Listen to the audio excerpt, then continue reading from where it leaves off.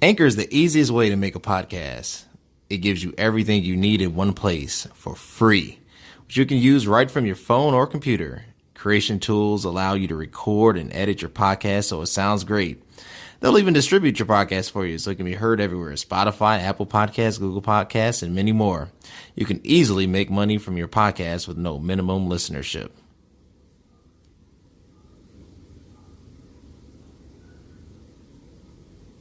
This validates Michael Jordan is the greatest. And for me, I didn't take that. I love the docuseries. I'm from Chicago, or at least the suburbs of Chicago. I enjoyed his competitiveness. I enjoyed everything that he brought to the table. But I don't think this validated to me the greatness of Michael Jordan. It's without a shadow of a doubt. He's the greatest competitor.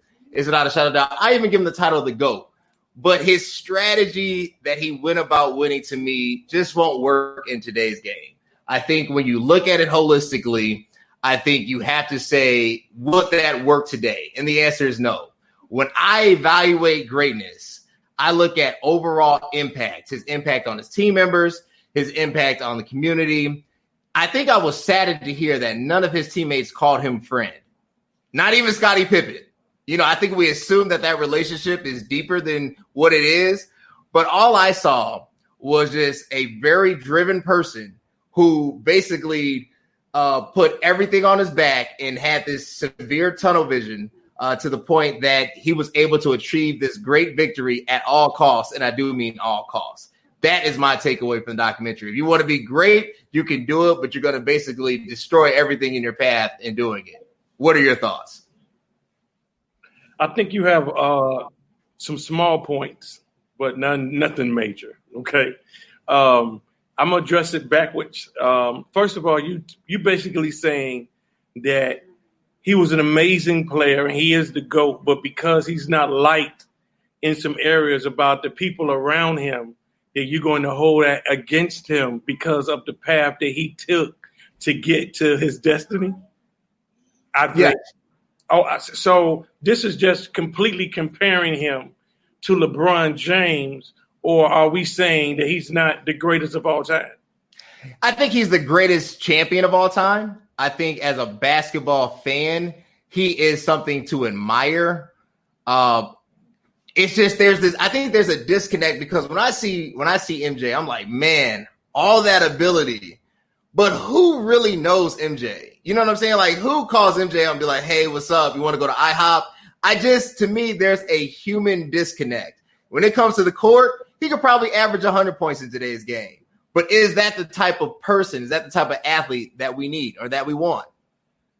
Well, by far, he and Muhammad Ali are the most influential athletes of all time, by far, as far as what they imprint on the sports culture. So as far as like what type of person he is, that we're like, that you're kind of judging him because basically LeBron James has a school, I think that's not really cool in the argument of who's the greatest of all time. And I'm a Kobe guy for the record. I'm not a LeBron hater.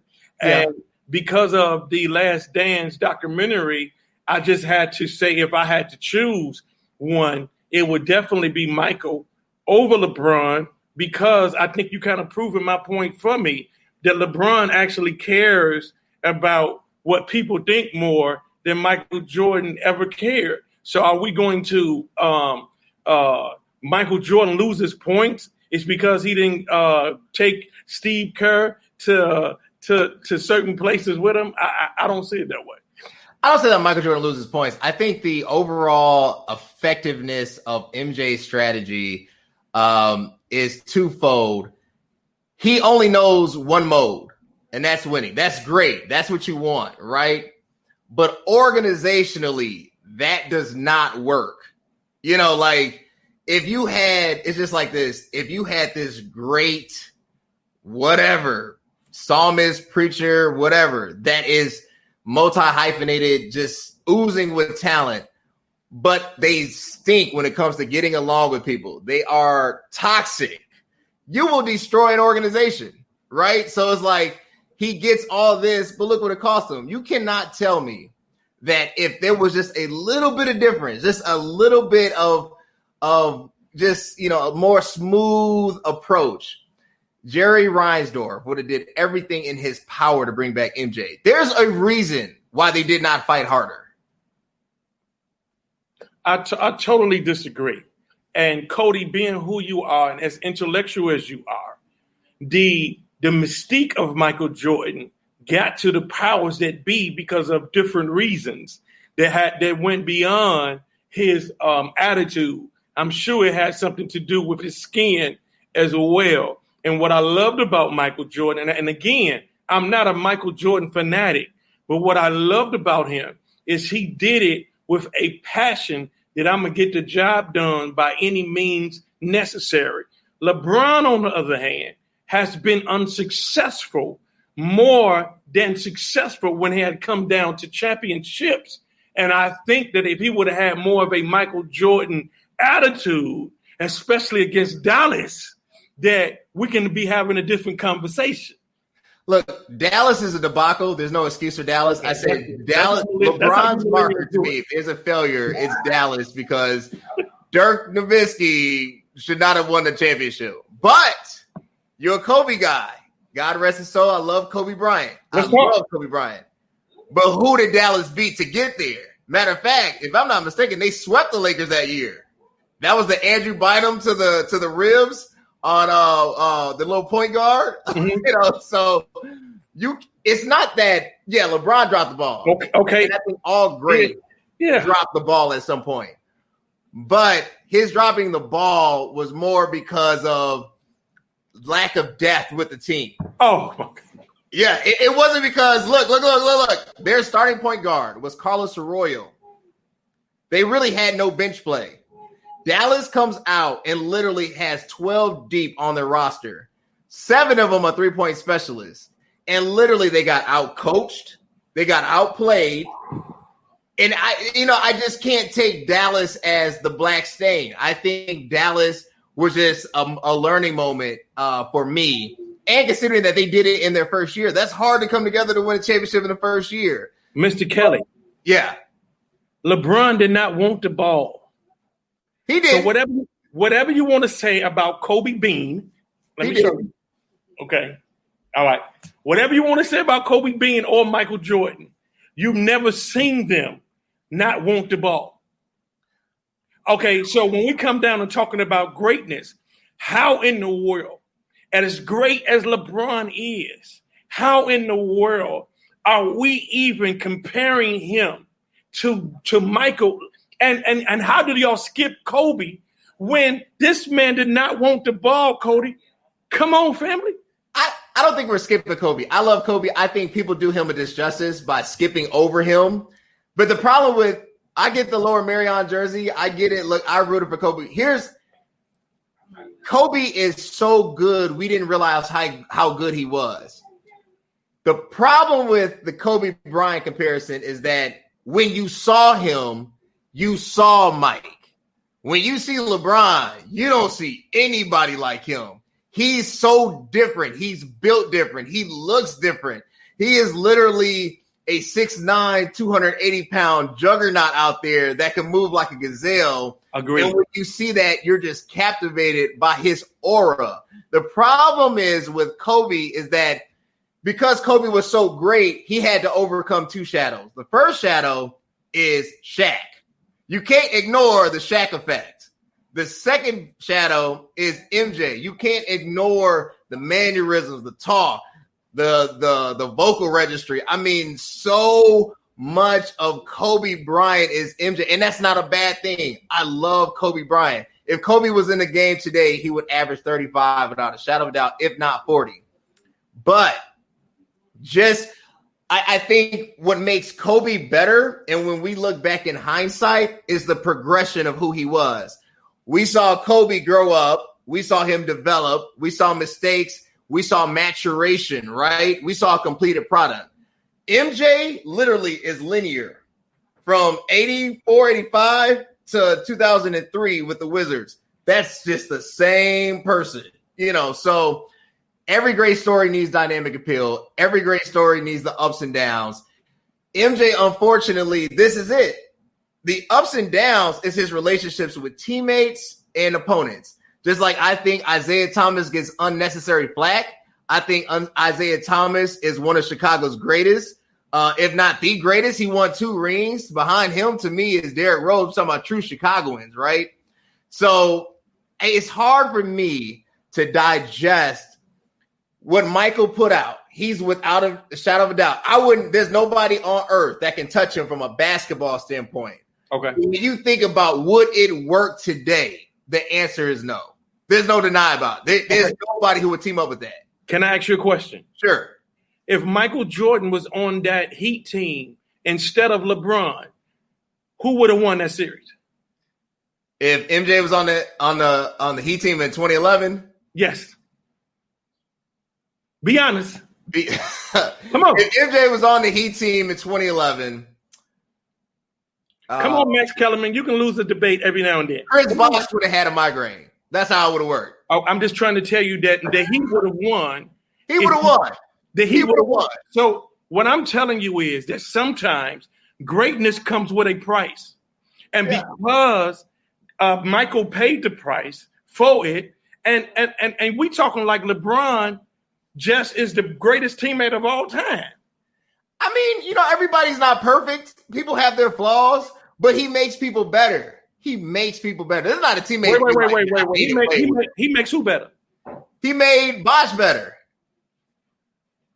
Wait, what? Do you know Chris Bosh was already the All-Star? He was, but he became a better player with LeBron. You do know D-Wade was already an All-Star, right? Mike Miller better. He made Carlos Boozer better. He made Daniel Gibson better. Gibson. Okay, so hold on. So you mean to tell me that Jordan didn't make Kerr better? He didn't make Cliff Livingston better? Cody, your argument. Come on, your argument when it comes down to making better, just because LeBron is a better passer doesn't make that he makes everybody better because his game is more like Magic Johnson. LeBron makes organizations better. LeBron is a CEO in a player's body, and he's always pushing the envelope to create a better structural efficiency.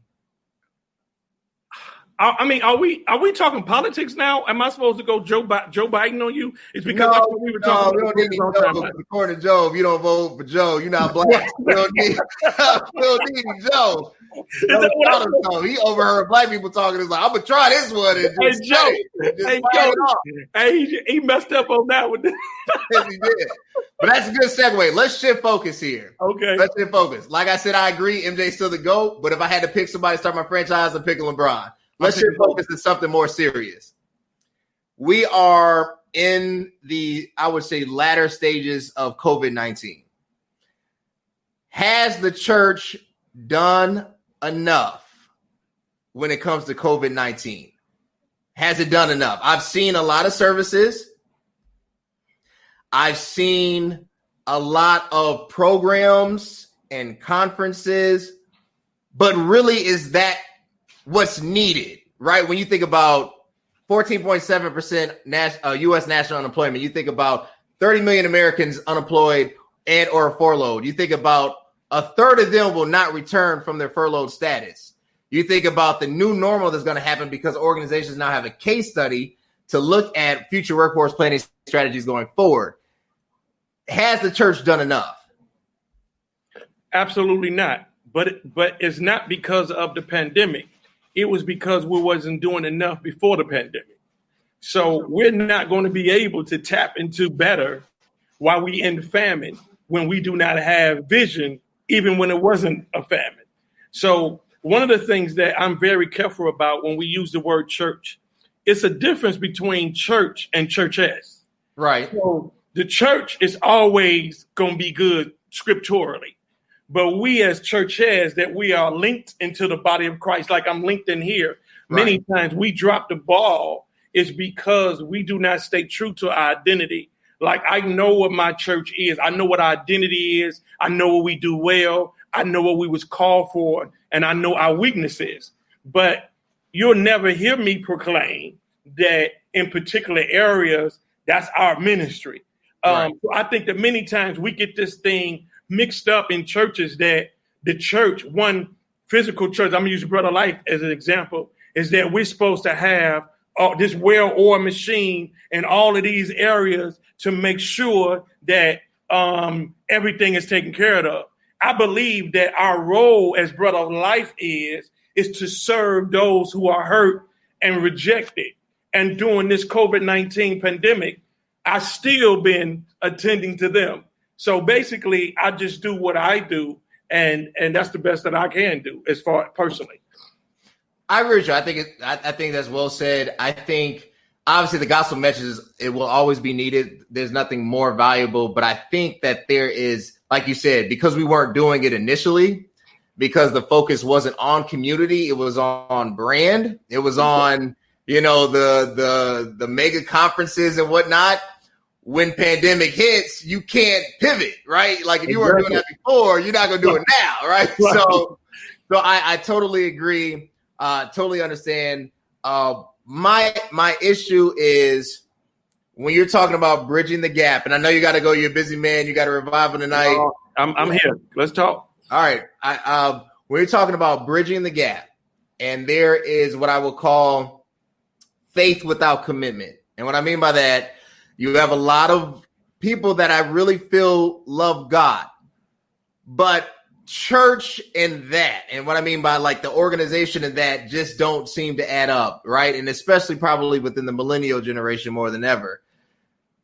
What is the message, right? Like when you look at the Ahmaud Arbery's of the world, you look at the incident that just happened in Minnesota, you're looking at 36 shootings Memorial Day weekend in Chicago, 9 deaths overall. What role is the church playing in any of this chaos, right? Because obviously the days of Martin Luther King are gone. We don't have that leader, that one face. So what do you do now? So my question to you is, as the church, as you say, right, how can we present a united platform without a leader? I don't think you can. I think you have to unite, and it doesn't have to be like one single face. It doesn't have to, it doesn't have to be like that. But I think without unity, you can't do that. But you have to at least agree on vision. And my problem is that I don't see it. I'm not speaking anything particular, so I'm not shooting shots, right? I get it. But if it's not there, if there was, like you said before, if there wasn't an initial focus and we don't have an answer, right? We don't have a strategic plan in place. Prophecy is only desirable to those who want it. Amen. You know what I'm saying? So it's like you could prophesy to be whatever, but if I feel like within my own merit I can achieve the same thing, it can fall on deaf ears. Correct. So I just hope. My focus is, from what I'm seeing, I hope the church can not shift away from mysticism, but I think we're so on the edge. Everything has to be in the spirit, by the spirit, of the spirit, through the spirit, and we still human. And when we do all this spirit, it doesn't add up. And I feel like God is a God of balance, right? Absolutely. Right. So that's just kind of my take on it. I totally agree with that. But I would like to say this, is that in this season, as a leader, I'm going to be transparent. Okay. If you're not building a brand, you're going to be lost. That's true. You're going to be lost. And the Bible lets us know first is natural and then it's spiritual. In right. corporate America, right. you have the name of the company. Right. Like in the company, it might be 17 different branches, That's 17 true. different departments that all work together to make the company. I believe that we as churches, some of us are only in human resources business, and we don't have nobody that's doing the front line work that we want to be the ones that report, no, that's right and that's wrong. But we don't have nobody that's out here. And I will tell you this, and Cody, I do agree with you with this. All right. The church does not take chances. No. We're safe. Like our decisions have to be safe. Like, you think they're going to like this? You think we're going to be all right? So because of that's our mentality, we're not pushing the edge of change. So I totally agree, especially in the community. We're not doing anything to change community. We're just giving out turkeys. That's it. We Nino Brown. Yeah. That Nino Brown. Gas Money Millionaires, man. Yes. But yeah, it's sad. It's sad, but true. And I'll let you go. I just want to hit you with a couple more. Please, you hit on brand. You hit on brand, and you're right. People follow brands. I'm an Adidas guy, but I love Nikes. You know what I'm saying? Like, and unfortunately, as a preacher, as a pastor, as a whatever, you have to have a brand if anybody's going to follow you. You have to have some type of market appeal that's commercial. That's just, it's an unwritten rule. It's not fair, but it is what it is. With brand development, is there ever a time where the brand spokesperson is with their team and says, hey, are we more brand than we are power?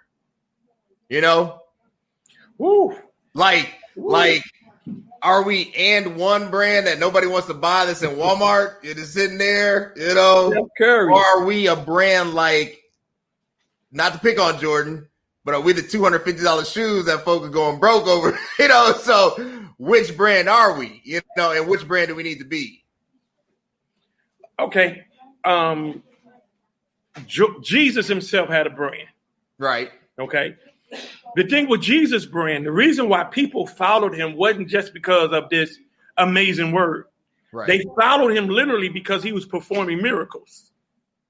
So when he left the pool of Bethesda and he ended up in the desert and it was 5,000 people, 30,000 people, whatever, it was because he was performing miracles, and that was his brand. What the church is doing now is we're promoting miracles, but there are no miracles that are being performed. Right. So in that, our flyers are better than our services. I totally agree with you with that. But I will tell you this, is that in the structure of the church, what we're trying to do is catch up. So you see it every Sunday, Cody, on social media. Churches on Sunday, we are on there like this is our time, right? Yeah. We visit 15 churches in 2 hours. True. And I will tell you this personally, I've learned more as a pastor in these 2 months of the pandemic than I have learned in 5 years of pastoring. Wow. By far.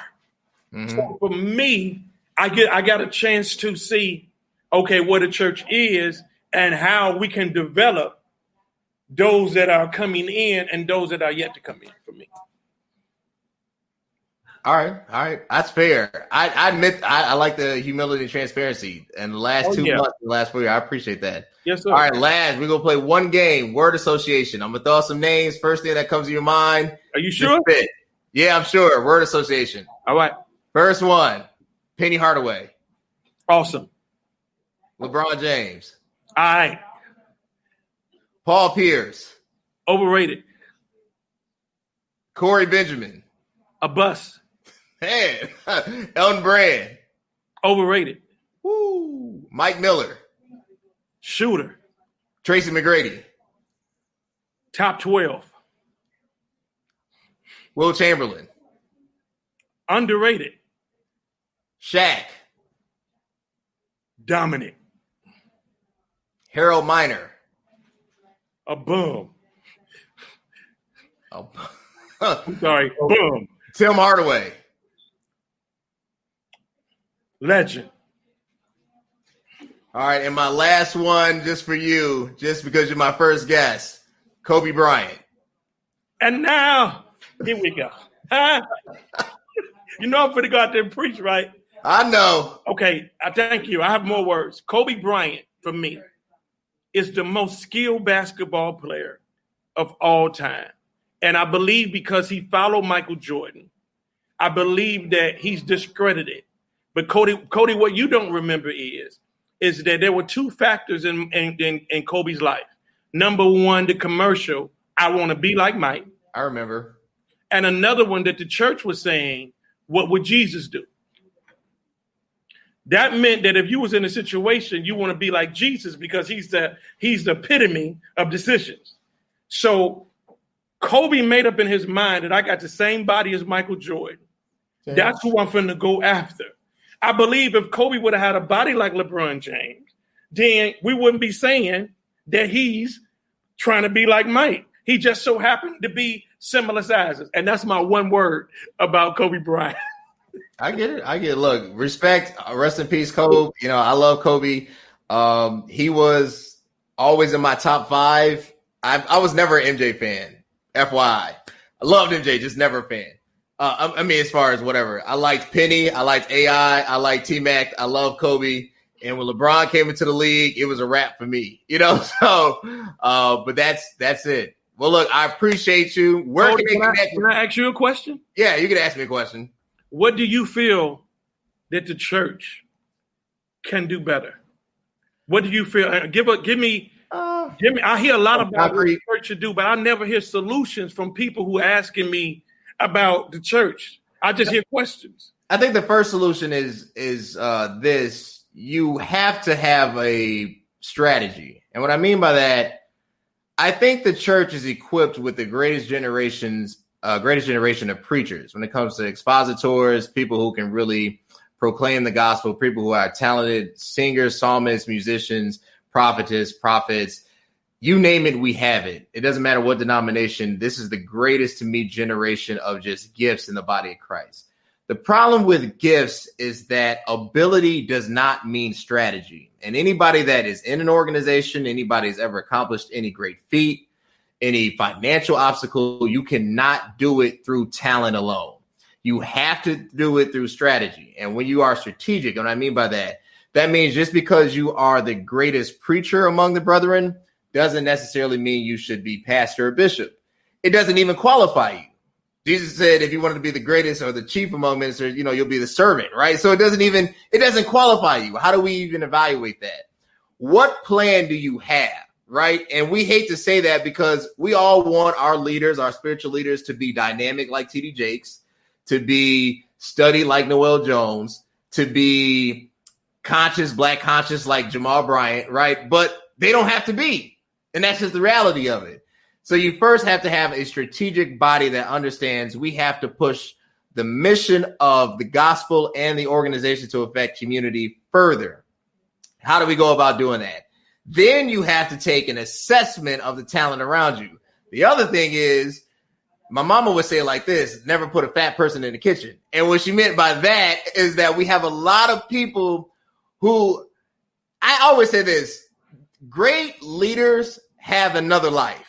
And what I mean by that, usually they have done something else. They have made some type of sports teams. There's a human side to them that is essential and that they have worked on, and they can carry those same traits over here. When you're so dominant over here in the ecclesiastical world, the problem with all that is that you lose sight of what is tangible, right? Like I can't make every church meeting and pay rent. Yes, sir. Right, you know what I'm saying? Like, you know, because they're not giving me the offer, you know, so there has to be strategic initiatives. There has to be an assessment of the body of the talent that's around you and who can do what, when, and how. And I think the third thing is that the church has to apologize. And what I mean by apologize, it doesn't matter if it's the white church, if it's the black church, because we are human, we are flawed, and these flaws have happened. It's just like if you watch the Clark Sisters movie, it made, I almost said their names. I got to see you watch it. It made a couple of them look real bad. It made our presidium, our general board, look judgmental. And it was. And then when I watched the Clark Sisters on the Terrell show, they plain out said, no apology has ever been made. The problem is we don't ask for forgiveness and we think over time it'll just heal. No, look, this happened. It was wrong. You know, it is what it is. How do we move forward from that? Right. And until we own up to the problems that we create, we're just going to keep going in a circle, keep having conferences. And I'm not saying they're not effective. I'm not saying that people won't get saved. I'm not saying that people won't get blessed. But when you are trying to make it out in the world, and let's say you don't come from that upbringing, right? You're not the third or fourth generation, you know, you're not a bishop's grandson. You really have no genealogical attachment to this thing. You're going to be like, why? It doesn't make sense, you know, and it doesn't make sense. And we have to admit that church doesn't make sense. A lot of this stuff doesn't. Right. And until we accept those three things and literally that three, there will be no solution. Because if you have all this gift, all this anointing, and you can't tackle these three issues, you will literally have what I would call systematic need. So the only time they will come to you, the only time they'll partner with you is when the need is pressing. If they're dying of cancer, if they're on the deathbed, if something is so urgent that they can't exercise any other human, functionality to get past. And then the church becomes all of a sudden essential. Just like everybody now want to pray because of COVID, But when COVID lifts, and let's say the economy gets back to where it was, are the preachers going to have the same access to MSNBC? No. So not at all. We have to just address those three things. We have hurt people. We haven't put the right people in place because we prefer loyalty over ability. And the third thing is our just desire to be seen and the abilities that we have has created such an ego within the church that we become ineffective.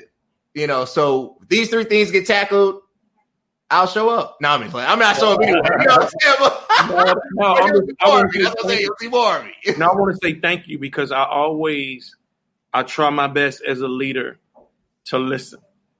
I've learned that listening can bless you. And I want to say thank you. You represent your generation extremely well, and I honor you, and I'm honored to be on the show. Thank you for choosing me to talk to me about a multiple thing. Matter of fact, I'm getting ready to have a strategical meeting right now before the revival. So I just want to tell you thank you for allowing me to be on the show. Oh, anytime. I appreciate you being my guest, because you don't have to. I know you're a busy person. I know you have more Instagram followers than I do. Sadly, I don't know why I can't use my Instagram. I'm going to start posting naked because I don't know how to. I'm not even a grammar. My youth department told me to. Look, I'm being honest with you. I'll be trying to ask people to just follow me. They'd be like, why? I'd be like, dog, we grew up together. What you mean? Right. my youth department told me you ain't posted a picture in a month. I'll be like, why? What's the problem? Well, look, I appreciate it. Thank you so much. We will connect. Hey, where can they connect with you? What are you doing? Where can they connect with you? You can meet me on the Naamon Williams website. That's NaamonWilliams.com. You can meet me there. You can meet us on the Bread of Life page. I'll be in revival on tonight. And of course, you can meet me on my Facebook page.